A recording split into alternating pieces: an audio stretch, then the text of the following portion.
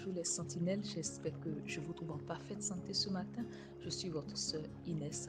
Le titre de notre exhortation ce jour, c'est Une douce leçon d'amour. Nous sommes dans le livre des Proverbes, chapitre 17, verset 9, et je lis dans la version Louis II. Celui qui couvre une faute cherche l'amour, et celui qui la rappelle dans ses discours divise les amis. Ce court passage des Écritures m'a rappelé une situation que j'ai vécue récemment et qui m'a beaucoup marqué. Il y a quelques semaines, ma femme de ménage avait fait une petite gaffe sur laquelle je l'avais reprise. La semaine d'après, alors qu'elle effectuait son travail, je lui donnais des instructions et pour appuyer ce que je lui disais, je prenais pour exemple l'erreur qu'elle avait faite la semaine précédente. En toute innocence, la jeune femme me demande, Tanti, est-ce que depuis la dernière fois que vous m'avez parlé de ça, j'ai encore fait la même erreur? Et moi de lui répondre, non, c'est juste pour en faire un exemple. Et elle de me répondre en retour, ah mais Tanti, vous m'avez déjà dit une fois et j'ai compris. Quand vous avez parlé, j'ai pensé que j'avais refait la même erreur encore.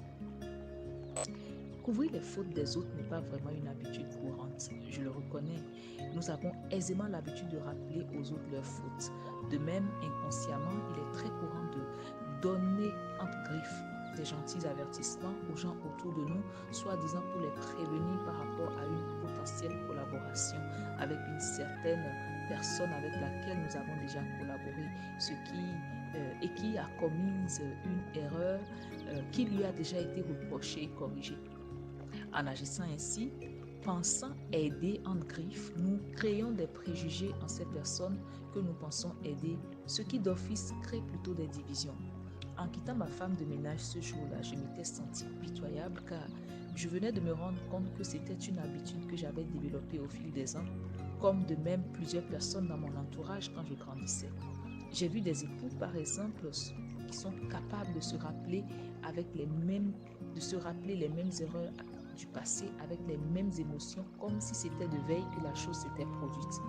De même, après des années d'université, il nous est facile encore de pointer du doigt les anciens camarades de classe devenus leaders d'institution et exposer les fautes que nous leur avions connues pendant nos jeunes années d'apprentissage, ne sachant pas que ces petits rapportages créent des préjugés qui ne favorisent pas une bonne relation.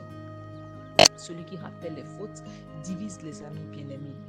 Alors que ce passage nous rappelle la bonne attitude qui consiste à mettre l'amour en avant afin d'éviter les divisions, acceptons aussi avec humilité d'apprendre de nouvelles habitudes et désapprendre celles qui ne glorifient pas Dieu et ne reflètent pas le royaume céleste auquel nous appartenons. Je l'espère que ce post a été une bénédiction pour vous bien-aimés. En retour, je vous invite aussi à bénir quelqu'un en le lui partageant. Et retrouvons-nous encore très bientôt sur les Sentinelles pour de nouvelles exhortations. Laissez-moi surtout un commentaire pour me dire ce que vous avez pensé de ce post. Demeurez bénis, sœur Inès.